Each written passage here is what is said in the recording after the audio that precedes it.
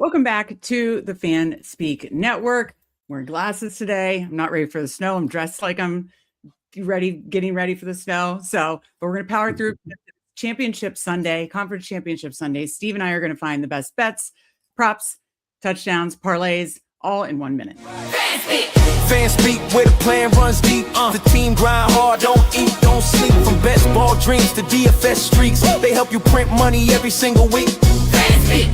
No cap, no gimmicks, we breaking limits. NFL bets, yeah, we live this business. Meg and Steve, that OG vision. Draft room killers on a lifelong mission. More stress to the Sunday spread. Fanspeak's that voice that's inside your head. Best ball, DFS, NFL bets. They built it brick by brick, no regrets.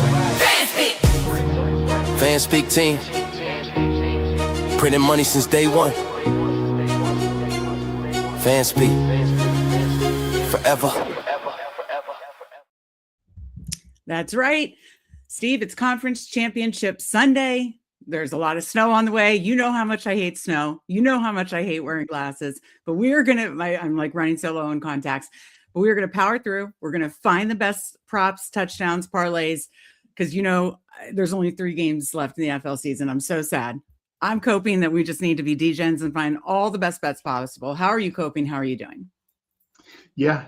I mean, we're down to the championship games and then the Super Bowl. But the good news is the big board, as we talked about yesterday, is right around the corner, and should launch sometime this weekend, so that we at least have that to help us get through. Yes. But no, we still have some real and very important football to handle the rest of the season. I think it could be 2 good games. It's interesting. The spread has come down some in the Patriots game. Yeah, I saw that because that was a big talking point. Yeah. So yeah, I mean, I think, and one of the tough things is we have 4 extremely good defenses. So it's not going to be shocking to see at least one of these games to be very low scoring. And we have to figure out if we can find edge on some of these props. Absolutely. Tyler isn't able to join us today, but he sent me something for his lotto, and let me just say I like it. I just read it. I like it. Shout out to Tyler. He'll be back for the Super Bowl prop party, so we'll have fun shows Super Bowl week. But as Steve kind of alluded to last night, we did it got a lot of views, and so thank you to everybody who jumped in with us live or watching on replay. If you still haven't, we broke down everything. We broke down to prep for the big board, which is coming likely this weekend. By the way, remind me to tell a story on me false alarming the Discord on the big board launch. But we last night we did a show in preparation for the big board with the rankings out on Underdog. We talked about coaching changes. We talked about free agents, rookies. Of course, Steve is our rookie whisperer here at Fanspeak Network. So we talked about all, and then we broke down kind of who we thought was too high or too low. And we discussed, like, after you launch the rankings, maybe we'll do another show of like, okay, here's the rankings. Now we need to tweak it further. But yeah, so exciting. So Underdog, someone in my feed or someone I follow must have liked or retweeted last year's big board announcement. And I literally was about to do the office gift, like, oh my God, it's happening. I literally almost did, but thankfully I didn't. And I just did in our Discord. By the way, join our Discord, links in the description. Link also for our Substack is in the description. Please check it out, because we're going to have you covered, every best ball format, rankings wise, and articles. So again, link in the description for Discord and Substack. But I was like, it's here. And people were like, where? And I totally false alarmed it, Steve. I don't even know if I've had a chance to tell you that, but yeah. Classic Megan. Classic Megan. So yeah, whoopsie daisies on that. Other big announcement that we put out on Twitter today, we have, fanspeak.com has been acquired, which allows us to focus just on you degens. So check out the tweet I had. Degens only now for the Shout family in the new era of Fanspeak LLC. We will be just focused solely on growing this YouTube channel and growing our Substack, and hopefully growing the Discord as well, and focusing on the things that are most important to us: best ball, DFS, which includes Underdog dailies, NFL bets. So just like the song says, right? So again, as you're coming in, hit that like button. If you're watching on Twitter, come over, say hi to us. Let me say hi to those who did come in. And we have, of course, got our Mike Robb post. As an unquestioned leading reporter, I request a full breakdown of what was posted today when the show starts. 5 minutes late. Well, he nailed it 5 minutes late. Rudy has joined me today since we went a little long yesterday. I was like, you know what? I'm just going to bring him in here. So Rudy has joined me today. Maybe I'll get a Rudy cam later. But right now he's working on a Kong, thankfully. But I think he's talking about the tweet. And so, we started fanspeak.com 2009. Steve and it was an evolution. Steve created one of the first. I thought he meant a breakdown of what you posted in Discord. Oh, Mike, you'll have to let me know. I don't know. I don't know. You'll have to let us know, Mike. If it was the Discord, that was a whoopsie daisy. I think someone that had liked or retweeted it or something, and it just showed up in my feed, and I just didn't even look at the date. Like I think it was Paul was like, Meg, the thing you sent was January 2025. And it's like, oh, okay. Yeah, that's not the right one. So anyways, that was just a whoopsie daisy. As far as Fanspeak, if Mike was talking about that, Steve and I started fanspeak.com in 2009. In 2013, Steve created one of the first mock draft simulators. And just kind of that blew up. And then obviously there's been a lot of others, but On the Clock, one of the first ones, one of the best ones. He thought, F the divorce court. I want to know who the hell got the audience in a divorce. You're stuck with us, Mike. You're stuck with us.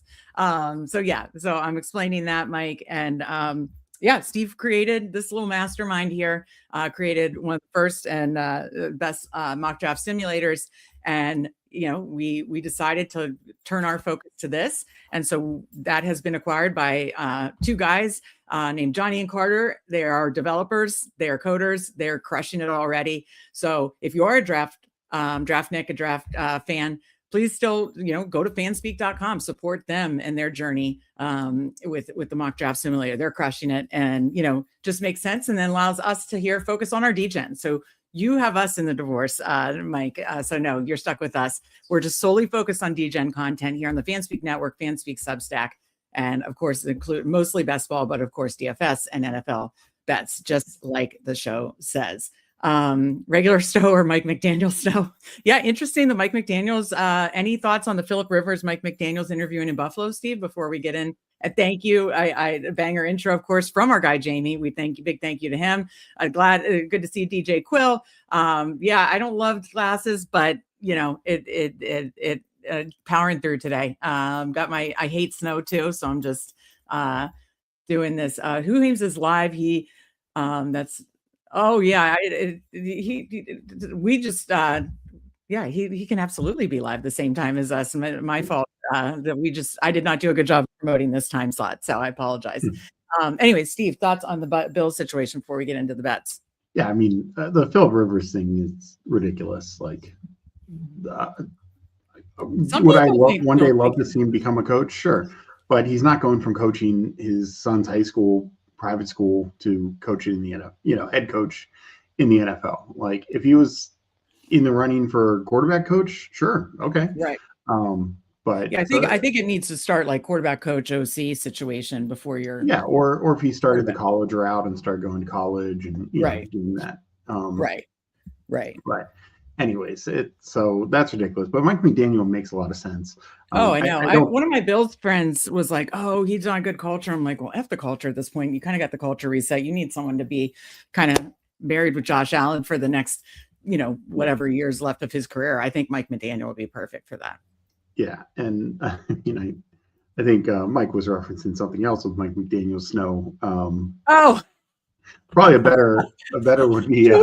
I totally just got it. Oh my God! Michael Irvin Snow at the national championship game where he's on the field barking like a dog for like 2 hours. But okay, totally just got the joke down, Mike. I love you, and I cannot believe I missed that joke. Wow. Yeah. I mean, the glasses and the snow has thrown me. The real snow that's coming to the East Coast has thrown me off. I just got that. No, I mean, I think Mike McDaniel, this thing about culture, like that gets overblown because the GM was in charge of so much, and Chris Greer, I don't think did a good job at all. Mike McDaniel, what we know is he's a great offensive coach. There's like no question on that. Unlike, I knock it all the time. Maybe he'll prove me wrong, but Kevin Stefanski has never shown to be a great offensive coach. And you know, Yeah, Steve, not a Stefanski fan, not a well, he Stefanski just fan. hasn't really elevated talent. And you know, he won fluke years and fluke like with an elite defense.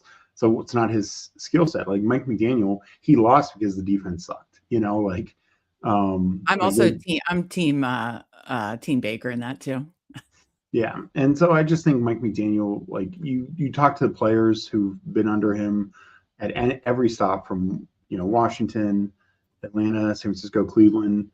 They talk about like just how he's just a genius, calling plays, designing concepts, stuff like that. So that's what we want, you know, particularly Yeah, and while sorry, I totally interrupt you. Go ahead. An elite quarterback like Josh Allen. You know, that Yeah, would be, and as much as it would have been fun with him and Herbert and Maureen Hampton and all the things with the Chargers, let's be honest, if it goes well, and it probably would, it would only be 1 year. Yeah. So, yeah, no, I think anything else to cover before? I think we covered the main things. Steve, could you retweet the tweet I sent that we are live? One thing I did find interesting, you know, we've gotten half the teams done so far with their new coach. Yeah. And 3 of those are defensive guys. One is, you know, Harbaugh has a special teams background. And then, of course, the one offensive guy is Kevin Stefanski. So it is very interesting. You know, a couple of years ago, people thought, oh, you know, you're just going to see more and more offensive coaches, more and more offensive coaches. And due in part to that, you know, it's kind of dried up the pool of young offensive minds. So I think that's part of the issue. But yeah, this year we had the most openings, 10. We're just not getting the, you know, the offensive guys getting the head coaching. Now that could change going forward with these last 5 jobs, but yeah, not necessarily. I mean, I feel like Kubiak from Seattle will land one of them, don't you? Yeah, but I mean, you hear strong ties with like Chris Shula, you hear strong ties with a few other defensive guys. So yeah. You know, all right. Anyways, yeah. So Steve and I will be working on rankings this weekend. Hopefully rankings will be out later this weekend. Hopefully Big Board will be out later this weekend. And again, check out our show from last night. A lot of good stuff in there. And then we will do kind of a lessons learned show that we'll have on the channel in the next couple of days. So stay tuned for all that. But with that, Steve, I think it's time to talk conference champ. Just lock in, you know, conference championship Sunday, 4 teams left. Let's find the best props, touchdowns, parlays. So let's start with props.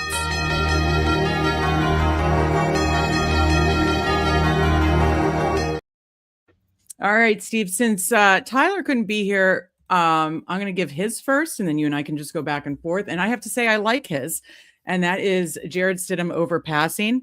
This is a guy who is one of the better backup quarterbacks in the league, has been around for a while.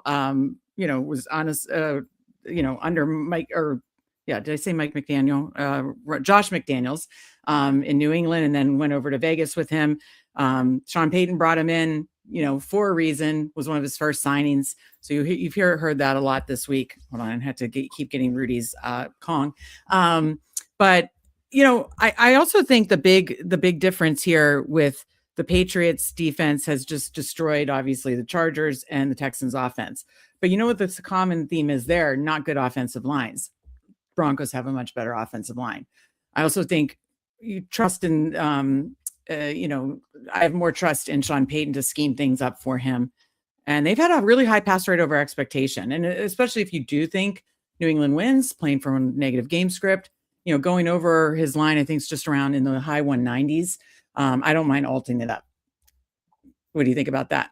Yeah, I mean, you know, I think Stiddy, as he's affectionately known apparently by Sean Payton, he probably will have to throw the ball. I do think they will be behind. I do think, and I think it was Andrew who mentioned this the other night on their show. Keep in mind, and if it was Justin, I apologize, but I know one of them did and talked about it. It's a very good point that I don't think is talked enough about. Josh McDaniels knows Stidham very well. So, you know, he is, I have little doubt that the Patriots defense, even though there's not a lot of tape on Stidham, they're going to know a lot of his tendencies. They're going to know a lot of his, you know, the way he operates. So I would just keep that in mind. Yeah, I'm a fan, but you know, So we might not be 100 lockstep there, but what's your first It's one? not something I would ladder up. I mean, could it happen? Of course, but like Marcus Mariota threw for 300 yards against these Broncos, Right. That's my. but also we've seen other teams. That was against the Broncos. So yeah, Yeah. against the Patriots. Yeah. But I mean, against a good defense, like a backup Yeah. quarterback with good defense. But we've also seen plenty of teams like totally collapse against them as well. And Yeah, again, I just think that the offensive line is kind of the ones that have collapsed. The offensive line is a factor. So, sounds insightful for being a Bruni or Andrew take. That's hysterical. Yeah, All right, go to your first one. So my first one, I'm going to steal yours. I know this is your favorite, but you gave me first dib. So I'm going to take Ramondre Stevenson, 80 plus rushing receiving. That is one of mine. Yep, that is. I actually already gave that out on CBS this week. So, but I absolutely love it. And I'm totally fine laddering it up. He's had over 103 of the last 4. Yeah, it's one I like to ladder up. Yeah. And he had it's over 103 of the last 4. And he, there was something else. Oh, he's been over 77 total yards since week 14. And 3 of the last 4, he's been over 100. Oh, I know what I was going to say. And Broncos defense gave up like 174 total yards to run the Bills running game last week. So, while I respect the Broncos defense, I like that a ton. So I have a whole theme with the running backs. So, I'm comfortable, and I like approaching it with both for Ramondre. I like kind of the receiving for all the running backs. I just think they're all going to kind of have to be used. Like Walker is now the guy. Kyron has really been used more. It's gone over his receiving line. Or I'm comfortable doing rush receiving for all of them. Now, Kenneth Walker's is the highest by far. Not for Harvey, rush receiving. The only thing I do for Harvey is receiving. Let's see, his line is 22 is minus 109. But if you're talking rush receiving, you said Ramondre. I just kind of wanted to tack on that rush receiving. I love Ramondre, but I also love both running backs in the next game. You have to go pretty high for Kenneth Walker, 120 for plus money, 113 is minus 114 on DK. Kyron is much more palatable at 74 is minus 118. 80 is plus 118. So I probably like that a ton, but I mean, I don't think, Seahawks are going to put their hopes on, I forget the backup running backs names, but Helani and all these guys, give me a break. There's been coach speak that he can carry a full workload, even though he kind of split it with Charbonnet. So with Charbonnet out, they've used him in the passing game. He's, we know how explosive he can be. So yeah, I kind of like rush receiving for all 3 of those backs, Kyron, Ramondre, and that could be a parlay you see tomorrow. Again, check our Substack. We will have actually probably tonight or tomorrow morning at the latest, we will have that sent out for the Sunday slate of all our favorite props and parlays. And I like all 3. What are your thoughts on that? Yeah, no, I agree. I think we've seen Stevenson kind of take over the confidence and workload. Remember, he got a little banged up in the game. He had an eye issue, and that's part of the reason why Henderson had even as much work as he did.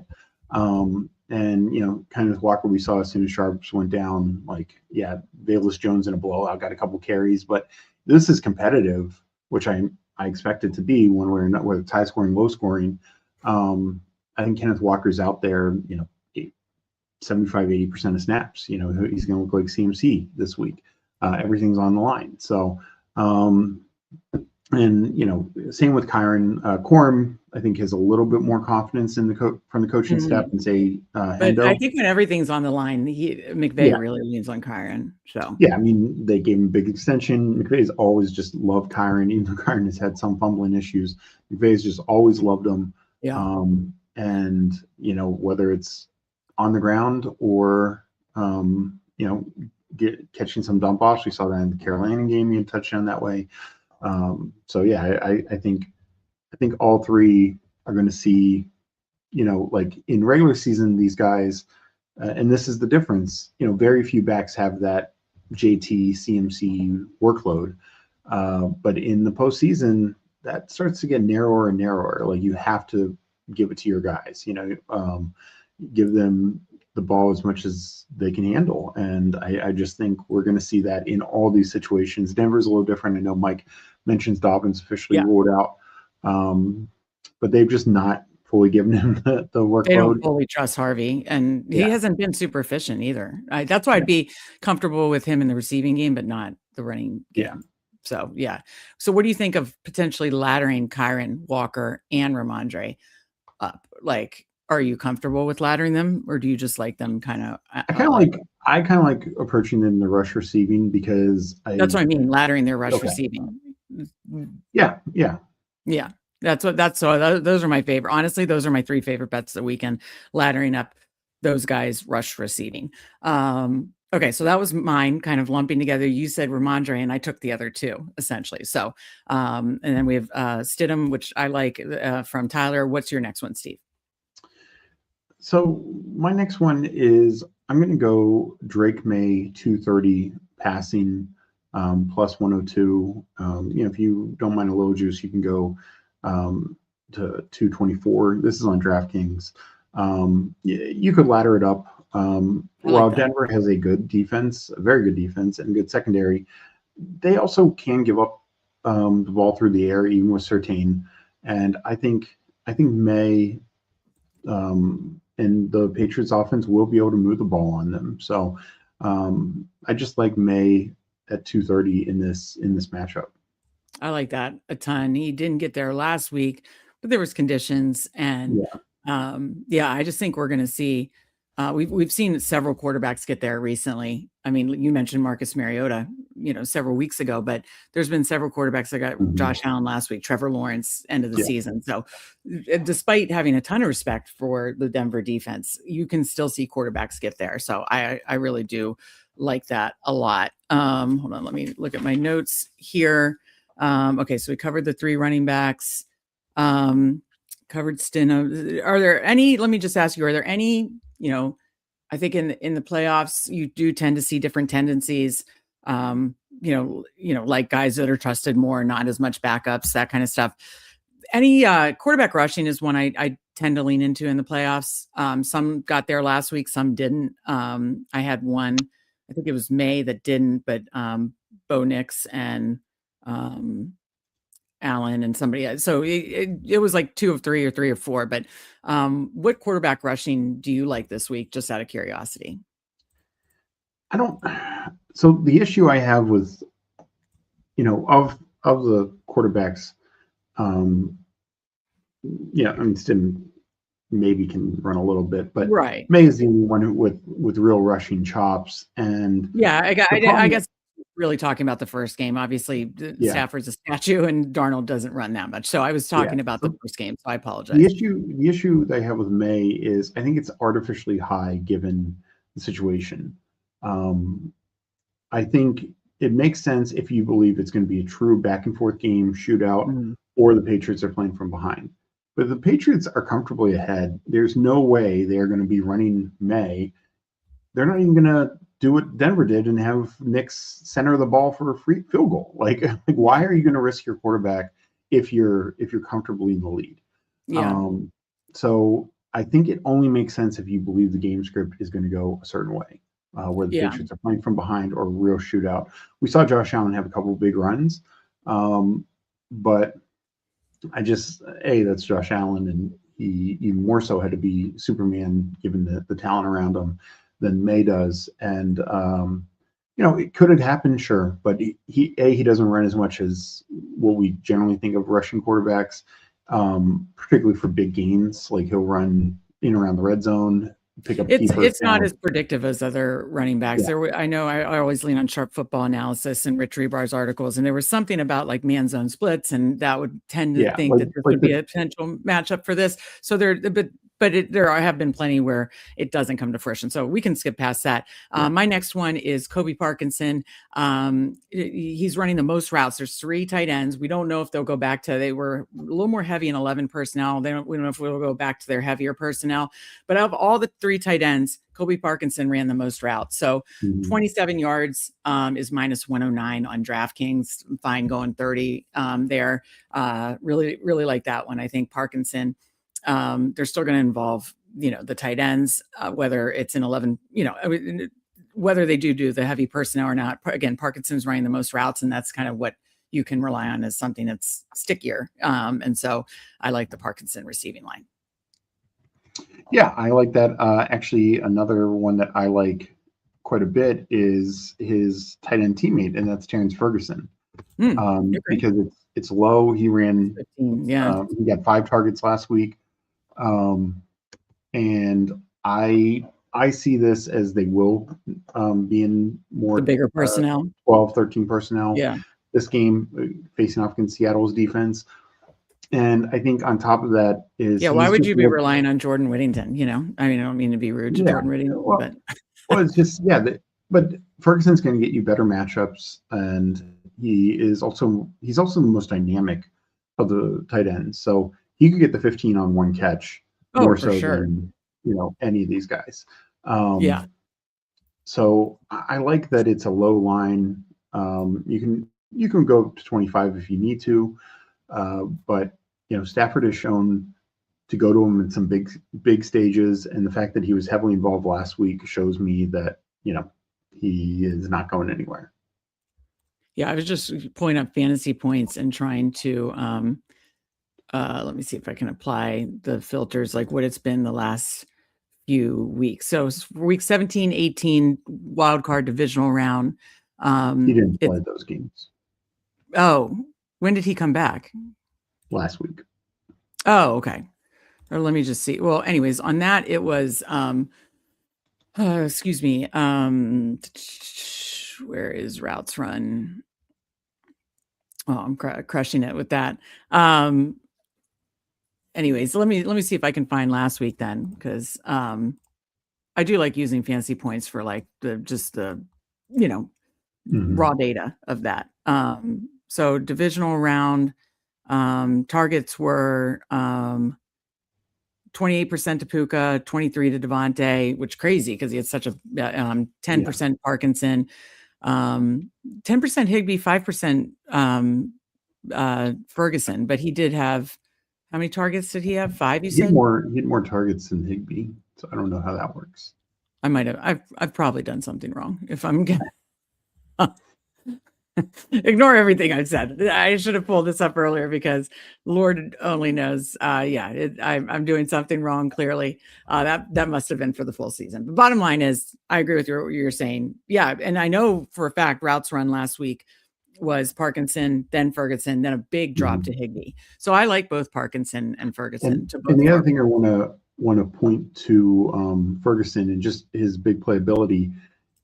He only has caught a ball in 1, 2, 3, 4, counting the playoffs, 5, 6, 7, 8 games this year. And he was banged up. That's part of it. Twice early in the season, then late. But in those 8 games, his long catch tops 15 in 7 of those 8. So he's getting the ball down the field. This is not going to be a tight end 3-yard catch type guy. Yeah, I should put this on the opening. When I'm flustered, it's like, woo. It looks like Jamie likes Ferguson for the dynasty streets. I know you do a little dynasty, Steve. I'm sure you probably agree with that. Oh yeah. So, what else do you like props wise? I don't like a ton. I mean, we're on a 2-game slate with great defenses. So, it's we're digging here to find, something, but I do think there are some angles. Honestly, if my favorite is running backs rush receiving, or targeting low lines like these tight ends, you could go to some like a tertiary receiver like Pop Douglas, or wait to hear the news. And if one of the Denver receivers is out, maybe Marvin Mims, I think those are the angles you work, because other than that, or unders, because honestly, I know we don't usually do that here, but there are only 2 games and really good defenses. So any other props that you do like, because we pretty much covered all mine. It was all the running backs, or excuse me, the three main running backs without Harvey, rush receiving, Parkinson, Ferguson. I like Stidham passing, and then I like, some of those lower lines basically, because I just think, yeah. Yeah. So one, burnt us last week, but they also didn't need to use them because San Francisco didn't show up, and that's JSN. I'd probably take it from receptions. Yeah. You could take yards either way. I think Rams are far more susceptible. His 2 games against the Rams. I believe his 2 games he went over, 7 or 8 both times. I'm pretty sure. Yeah. So I like that. I think they will have to utilize him. Also, taking away Charbonnet is just, yes, Walker gets that workload, but it's just they're going to rely on their top guys more and more. And I think JSN is obviously that for Seattle. Yeah, I just wanted to check. So week was that 16, I guess. He had 8 receptions on 13 targets. And then the other game was, earlier in the season, I believe it was week 11, 9 receptions on 12 targets. So, and obviously both those games were close. So I think that's a good look. I think you can approach 8 yards, but I definitely think receptions is probably the way to go. Mm-hmm. 7, you're paying a little juice. 8, you're getting plus money. Honestly, I'd be fine with either, especially if you like the Rams, right? I mean, they're going to lean on. Yeah, no, I think so. And also, it helps, like we saw today, Sam Darnold doesn't have an injury designation. So clearly he's feeling better. There should be, pushback back and forth for as good as Seattle's defense is. The Rams have played them pretty well. They obviously won the first game, and then the second game went to overtime. And the Rams put up a ton of yards and points in that second game. Yeah. All right. I think we've covered props again, 2 games, good defenses. It's limited, but again, everything we land on officially, we will send out tonight or tomorrow morning for the Sunday slate, both official plays and parlays. So look for that Substack and Discord. Steve, it's time to talk touchdown. Watch out! He's got getting away from the top speed. Touchdown! Again, it's 2 games and tough defenses, but I do have a couple plus money bangers. What do you like, Steve? I'm going to go with, from the first game, Steph Diggs. Give me the veteran who won't be fully on the outside getting certain coverage all the time. I think, as we saw, so far in the playoffs, particularly last week, Diggs came up with a big catch. I just think, look, they are going to go, I think, with their key veteran player and somebody who's been in these playoffs, both with the Vikings and, of course, the Bills. So I think that's going to be the best friend for Drake May, is that experience, and I think they find a way to get him the ball in the end zone. I like that. Why don't we just stick there? Oh, I totally messed up. I was trying to actually place a bet, but I wasn't logged in. Why don't we stick in that game? Because I really like a couple others, and they were likely not all going to hit, but I like the Steph Diggs call because you're getting a 2-1. I also like Hunter Henry has a good matchup in this. Again, we're looking for guys that are avoiding the certain coverage. So, while Boutte could certainly score, I don't feel as comfortable going that route. So I really, really like Hunter Henry to find the end zone plus 170. And of course, Ramondre. So I'm just going to lump them together. 2 other Patriots. All 3 could score. There was, how many touchdowns did Buffalo score last week? But those are my 3 favorite touchdown bets on the Patriots, and they're all plus money. Plus 125 for Ramondre, plus 170 for Henry, and I agree with you, plus 200 for Diggs. So again, take whatever is your favorite, but I like that they're all, plus money angles. So anyways, what's your next one, Steve? I'll give one more from the other side in this game, and that is Cortland Sutton. I know it does sound like, we're going to get all the Broncos receivers back, or at least Pat Bryant for sure. But Sutton, while he disappeared last week, he is their best receiver. He is their best touchdown weapon. And I think he is going to need to step up. If they have any chance in this game, it's going to have to be through Cortland Sutton, I believe. So plus 275 for a guy who's been one of the best red zone receivers over the last like 4 years. I think that's a good number. All right. Well, then I think we covered this game well. Going to the next game, I'm going to go with the low-hanging fruit here that I'm sure everybody likes. I've written it up 2 weeks in a row on CBS, and it hasn't hit, but Devontae Adams had the most touchdowns of any receiver by 3 touchdowns and missed 3 games. I just think he scored in the first matchup against Seattle, and I just think he is the guy to target in the red zone. Now it was juiced the past 2 weeks. Now, because it didn't get there, we're getting plus 120. So I know you like this too. So sorry, I stole that one from you. But what is your favorite touchdown bet in the second game? So in the second game, the guy that I like from the Rams with the best number is Colby Parkinson. While, I mentioned Ferg to hit over 15 yards, Parkinson has just had such a great red zone role for this team, and clearly has Matt Stafford's trust. You mentioned he runs the most routes among the tight ends, particularly in the red zone. And after Adams and Puka and Kyron, he is like the 4th option. And for the team that threw the most touchdowns in the league this year, I think, there's a reason why. Of course, Puka and Adams are just barely plus money. Parkinson, I think you're getting a little value there in that.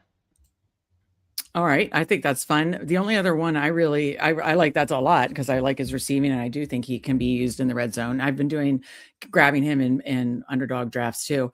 I'll just have one more. Obviously, I like Kenneth Walker, but he's juiced at minus 155. I like JSN to find the end zone plus 105. I believe he did so in this matchup, either one or both times. I can double check that, but he's had a really good red zone role this season, and we're still getting slightly plus money there. So I like JSN. Any other ones that you like, Steve?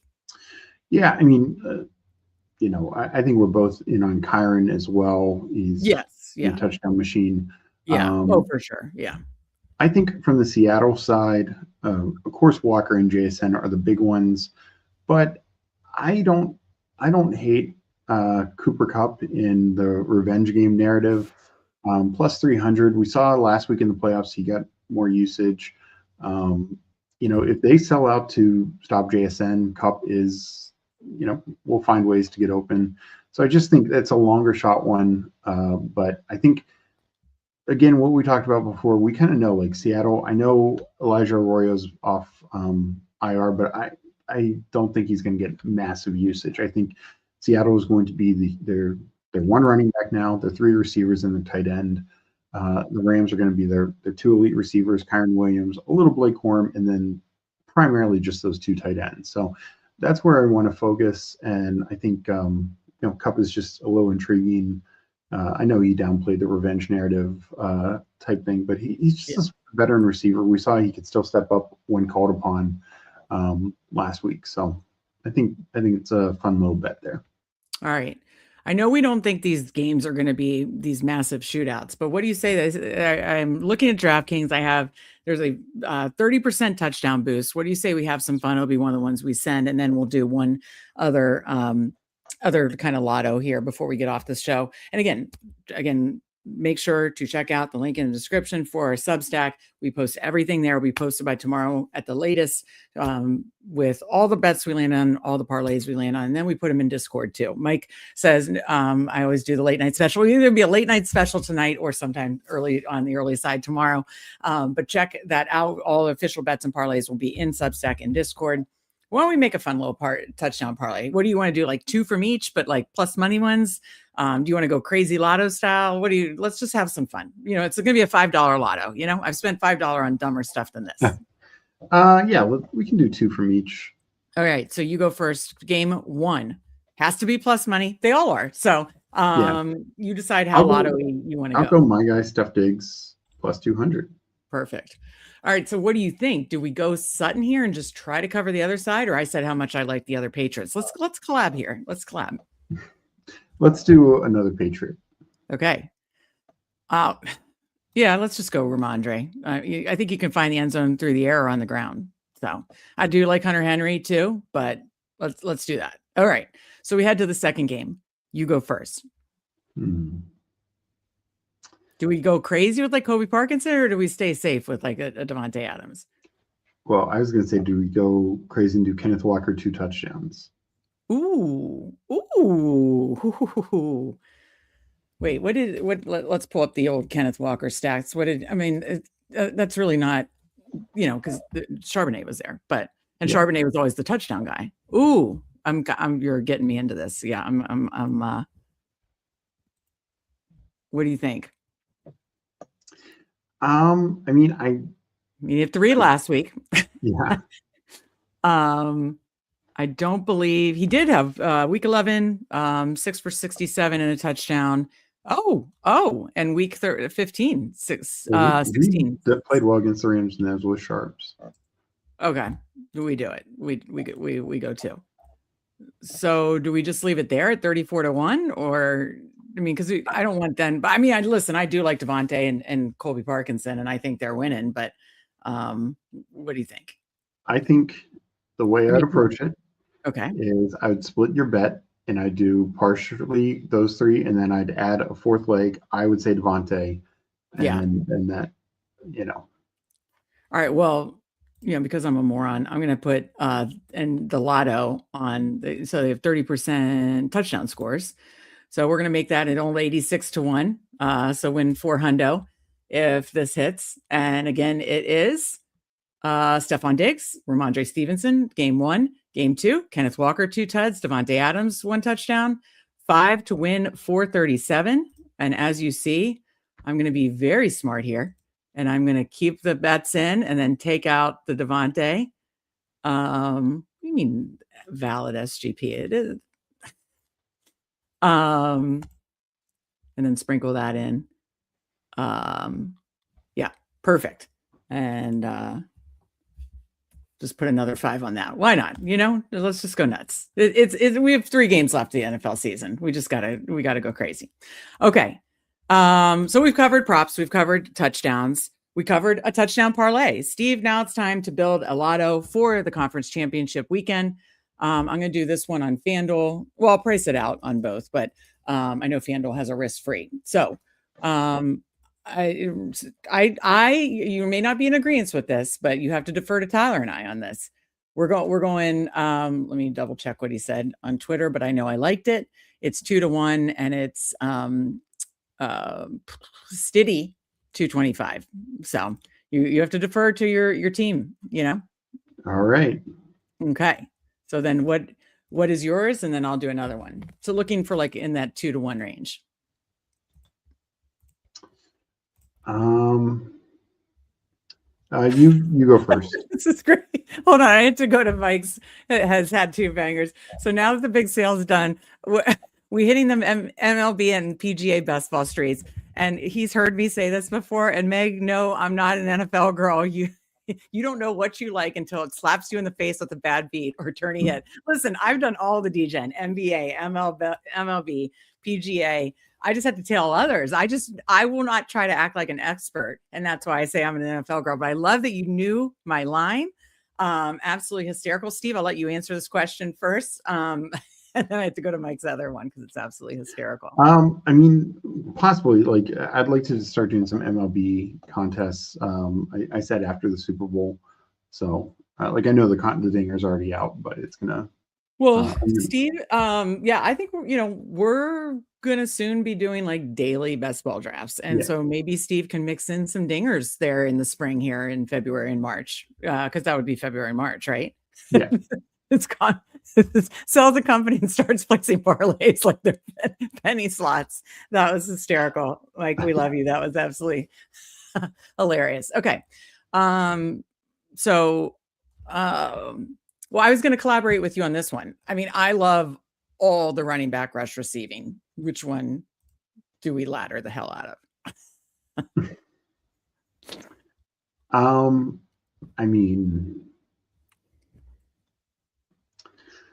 How high do you want to take? Like, if you do Ramondre rush receiving 100, that's plus 241 on DK. Let me see. I was going to use the FanDuel They have a no sweat. So let me see what it was. What on DK? Plus 241. Alt rush receiving. Oh, plus 280. Okay. You said 100 rush receiving, right? Yeah. Okay. And then Stiddy 225, excuse me. In Stiddy we trust. And then that's only one plus 154 on FanDuel. Let's collab here. I mean, we both love Ramondre. Do you want to do Kenneth Walker? Do you want to do Kyron receiving? He has been getting a little more. It's hard to ladder though. Yeah. Let's do Kenneth Parkinson Walker. receiving. Let's do Kenneth Walker. We could even do May passing, but I guess if they get like a lead though, that's not good for game script. Okay, so let me price this out. So Kenneth Walker rush receiving, right? Yeah. Okay. Let's see. It's high. How high are we thinking? I mean, you got to go 125s, 146, 150s, 320. What did he get last week? I mean, when he just dominated basically. He had over 100 rushing yards. I can't remember. It looks like 116 rush. Sorry, I'm catching up here. 116 rushing, 29 receiving. So that would have fallen short of 150.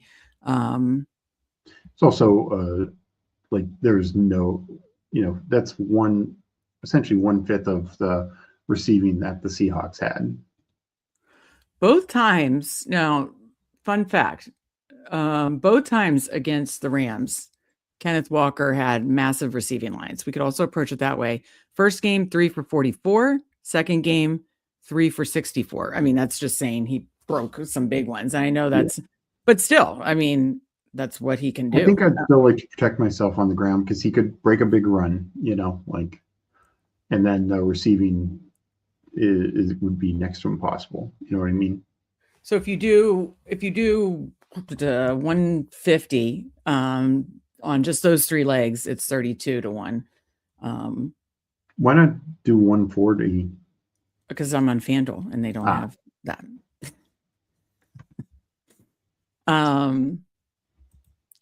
So we could do 125 and then something else. What's the 125 on? 14 plus 146. Mm-hmm. So, I mean, I don't know what else. I will say, another thing we didn't talk about, Devontae Adams' line is, he's gotten there more on touchdowns than receiving from a fantasy aspect, but his line is pretty damn low. It's like around 50 yards. And it didn't work last week, but it could work this week. Yeah, I mean, that's just tough. Seattle secondary is so good. Yeah. Yeah. All right. Well, what do we do here, Steve? This is boring for people to watch. It's supposed to be fun. I think we go with Walker, and we can push it. I'm taking it on DK where I can do 140. Okay. All right. Yeah. Because I'm doing a risk free, so I'll share this. And let me find it again. So 150 is plus 320 on FanDuel. So it's 100 rush receiving Ramondre. Stiddy 225 passing. Walker 150 rush receiving. 32-1. And I have a no sweat on. There's a 30% and no sweat. I'm going to use my no sweat. So 10 to win, 320. That's fine. I'll take it. Stiddy sounds like that friend who's always irresponsible at the end of a party, leaves with very questionable partner in an awkward situation. Yay. I'm just rolling with Sean Payton's name for him. I love the Stiddy. It makes it fun. So again, this will be in Discord, in Substack, by tomorrow for sure, as well as our other bets and parlays. But we made 2 fun little autos, 1 touchdown, 1 push props. I think this is fun. Again, check out Discord, link in the description. Check out Substack, link in the description. It will all be there. Hopefully some people watch us on replay too, since we got this out and games aren't starting till Sunday at 3 p.m. If you are, hit that like button, leave a comment of what your favorite prop is. Tonight, around 10 p.m. DGen Dads will be hitting you with all the same good stuff, but also, against the spread, dogs, if they like any dogs here. And of course, props, parlays, or props, touchdowns, all some crazy parlays. So be sure to join the DGen Dads tonight at 10 p.m. Final thoughts for the people, Steve? Yeah, good luck. Enjoy watching the games on Sunday, and hopefully those affected by the snowstorm and cold can stay warm and stay safe and have a good time and enjoy watching the games. Yeah, I just don't want to lose power. So that would be real bummer. All right, absolutely. Stay safe. Good luck this weekend. We appreciate you. For Steve, I'm Meg. And whoa, I can't talk. Whoa. For Steve, I'm Meg. I didn't give the Rudy cam. Rudy's here too, somewhere. There he is. Rudy's here as well. And he's ready. He's ready to prop party too. So thank you so much. Join DJ and Dads at 10, and we'll see you next time. Fanspeak, where the plan runs deep. The team grind hard, don't eat, don't sleep. From best ball dreams to DFS streaks, they help you print money every single week. Fanspeak. No cap, no gimmicks, we breaking limits. NFL bets, yeah, we live this business. Meg and Steve, that OG vision. Yeah. Draft room killers on a lifelong mission. More stress to the Sunday spread. Fanspeak's that voice that's inside your head. Best ball, DFS, NFL bets. They built it brick by brick, no regrets. Fanspeak team, printing money since day one.